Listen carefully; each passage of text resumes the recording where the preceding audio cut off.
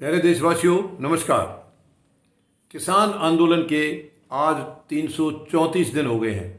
334 दिन यानी दिल्ली के चारों तरफ किसानों को बैठे हुए। और जैसा कि आप सबको पता है, ये मुहिम 3 कृषि कानून जो केंद्र सरकार ने तोहफा कह के किसानों के लिए बनाए थे, और वो तोहफा नहीं है बल्कि किसानों के फांसी का फंदा है, उसको रद्द कराने के लिए किसान 334 दिन से बैठे हुए हैं। और सरकार को बिल्कुल फुर्सत नहीं है। प्रधानमंत्री महोदय को फुर्सत नहीं है, गृह मंत्री को फुर्सत नहीं है। गृह मंत्री 3 दिन से जम्मू कश्मीर में बैठे हैं। प्रधानमंत्री बनारस में गए हुए हैं, क्योंकि इनको चुनाव जीतना है। ये चुनाव जीवी हैं।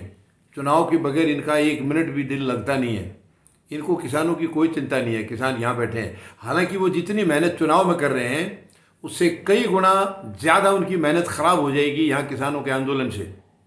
अगर किसानों के आंदोलन को ठीक ठाक निपटा देते, इनकी समस्याओं का समाधान कर देते, तो शायद उन्हें चुनाव के लिए ज़्यादा मेहनत नहीं करनी पड़ती, कम मेहनत में काम चल जाता। अब वो जितनी मर्जी मेहनत कर लीजिए, किसान आंदोलन उनके चुनाव में उनकी जो है औकात दिखा के रहेगा।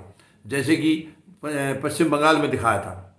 पश्चिम बंगाल में किसानों ने चुनौती दी थी सरकार को, और जाकर के पूरी जनता को, पूरे वोटरों को केवल एक ही संदेश दिया था कि जिसको मर्जी वोट दे देना, जिसको मर्जी जितवा देना, हमें कोई दिक्कत नहीं है, केवल बीजेपी को वोट नहीं देना।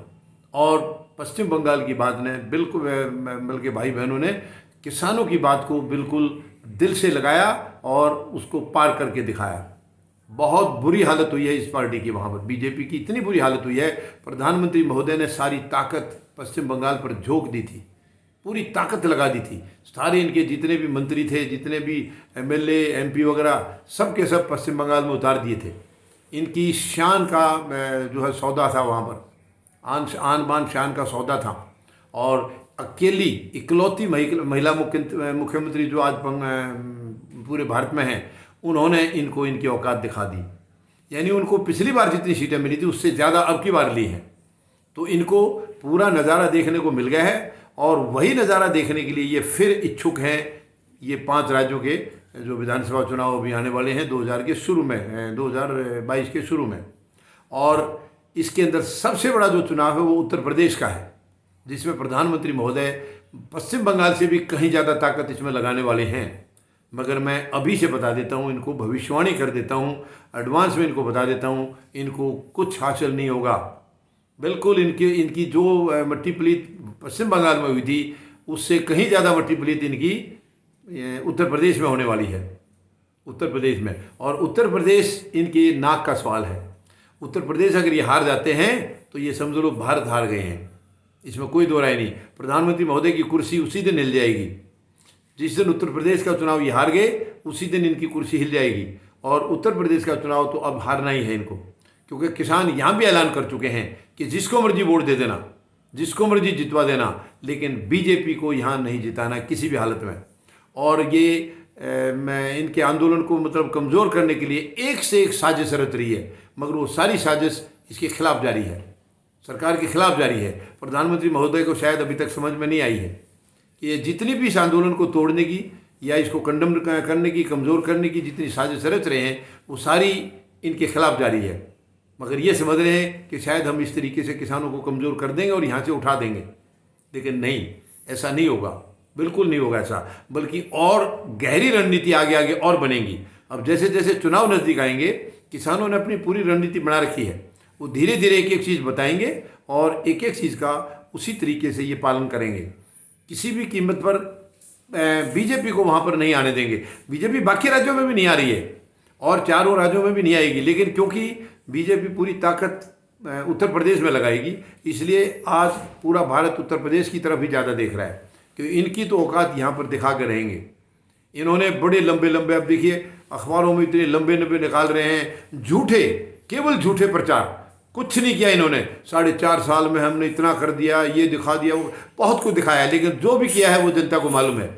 आपके ये झूठे प्रचार से, यानी विज्ञापनों से अब जनता मानने वाली नहीं है। प्रधानमंत्री महोदय वो बेकाई में नहीं आएंगे, वो समय चला गया। आपने जो इनको मतलब सम्मोहित करने की जो पहले क्रिया कर दी थी, अब वो कामयाब होने वाली नहीं है आपकी। वो किसी भी हालत में अब आपका वो धंधा नहीं चलेगा। पहले थे, जनता को कुछ उम्मीदें थी आपसे, पिछली सरकार के भ्रष्टाचार से लोग परेशान हो गए थे और आपने बड़ी ईमानदार सरकार लाने का वायदा किया था। आपने कहा था मिनिमम गवर्नमेंट मैक्सिमम गवर्नेंस, लेकिन इसका उल्टा हुआ। गवर्नेंस तो मिनिमम क्या, बिल्कुल आपका गवर्नेंस तो जीरो ही है, लेकिन गवर्नमेंट आपकी मैक्सिमम है। आपका बिल्कुल उल्टा हुआ और आप हर काम को उल्टा ही करते हैं। जो आप कहते हैं वो आप कभी नहीं करते हैं। ये आपका रिकॉर्ड है। 7.25 साल में जनता ने देख लिया है कि जो आपने कहा वो कभी नहीं किया और जो कहा नहीं है वो हमेशा किया है। वो हमेशा किया है। जो जनता को देने का वायदा किया था आपने, वो आप बिल्कुल भूल गए, कुर्सी पर जाते ही भूल गए। और जो नहीं देने का वायदा किया था, जो हिडन एजेंडा था आपका, उसको आपने तुरंत लागू कर दिया। जो छिपा हुआ एजेंडा आप लेकर के आए थे, जो असली मकसद था सरकार बनाने का आपका सरकार बनाने का कोई मकसद ये नहीं था कि पिछली सरकार में कुछ अत्याचार हुए या जुल्म हुए या वो महंगाई बढ़ी या कुछ भ्रष्टाचार हुआ, वो उसको ठीक करेंगे। ये कोई मकसद नहीं था आपका। ये केवल कुर्सी तक पहुंचने का एक एजेंडा था आपका। मगर असली मकसद आपका था कि देश को कमज़ोर करना है, तोड़ना है। तो उसके लिए सत्ता पर जाना बहुत ज़रूरी है और सत्ता पर जाने के लिए आपने तमाम झूठ और तमाम जुमले फेंके हैं और जनता उससे भ्रमित हो गई है कि शायद अब कुछ करिश्मा होने वाला है, कुछ ऐसा शासन आएगा। आप राम मंदिर तो करते रहे जिस दिन चाहे हैं, लेकिन राम के संदेशों को आपने, प्रभु श्री राम के संदेशों को कभी आज तक माना ही नहीं है, कभी आज तक अपने चरित्र में उतारा ही नहीं है। पूरी बीजेपी ने आज तक नहीं उतारा है। वो हमेशा प्रभु श्री राम के चरित्र के खिलाफ रहे हैं। केवल राम मंदिर आप वोट बैंक के लिए तौर पर आपने यूज किया है, लेकिन राम मंदिर बनने का मजा, राम मंदिर का फायदा आपको तब मिलेगा जब आप प्रभु श्री राम के चरित्र को भी माने, उनके आदर्शों को माने। आपके आदर्श तो उनके बिल्कुल खिलाफ हैं, तो वो आपको कहाँ से आशीर्वाद देंगे। आप उनके 10 मंदिर बना लो, आपको कुछ मिलने वाला नहीं है। क्योंकि उनके लिए अगर मंदिर आप नहीं भी बना पाते, मगर उनके आदर्शों को अपने में अगर समाहित कर लेते तो आपको उसका बहुत बड़ा फायदा होने वाला था, लेकिन वो नहीं हुआ।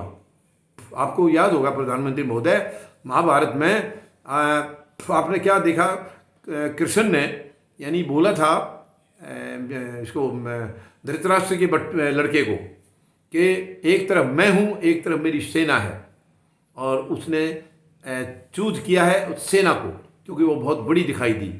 उन्होंने कृष्ण को छोड़ दिया और सेना को चुन लिया। वही यहाँ पर भी है, वही हाल यहाँ भी होने वाला है आपका। अब आपको हर जगह पर यही देखने को मिलेगा प्रधानमंत्री महोदय। मत आप अपने एजेंडे को बंद करिए, ये जनता कराएगी अब आपसे। आपका जो एजेंडा, हिडन एजेंडा जो लेके आए थे चुपचाप, और आपने किसी को मतलब पूरी जनता को अंधेरे में रखा, वो अब आपका उजागर हो चुका है। वो उजागर हो चुका है और अब आपको मुंह की खानी होगी, आपको मुंह की खानी होगी। आप बिल्कुल तैयार रहिए परिणाम भुगतने के लिए। जनता बिल्कुल तैयार बैठी है और आपको उत्तर प्रदेश की जितनी आप शक्ति लगा रहे हो उसका आपको वहाँ पता चल जाएगा।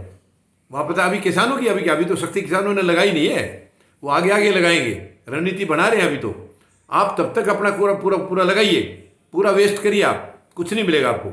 ये किसान फैसला कर चुके हैं, यानी 334 दिन के बाद भी आज किसान आपके मुंह की तरफ देख रहे हैं और आप शहंशाह की तरह बात कर रहे हैं, जैसे कि ये देश पूरा आपने खरीद लिया है, आपने गुलाम बना लिया है। उस तरीके से आप देश को डील कर रहे हैं।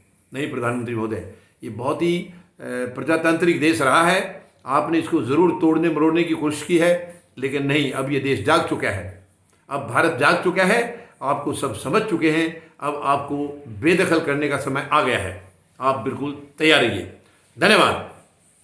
जय जवान, जय किसान, जय हिंद।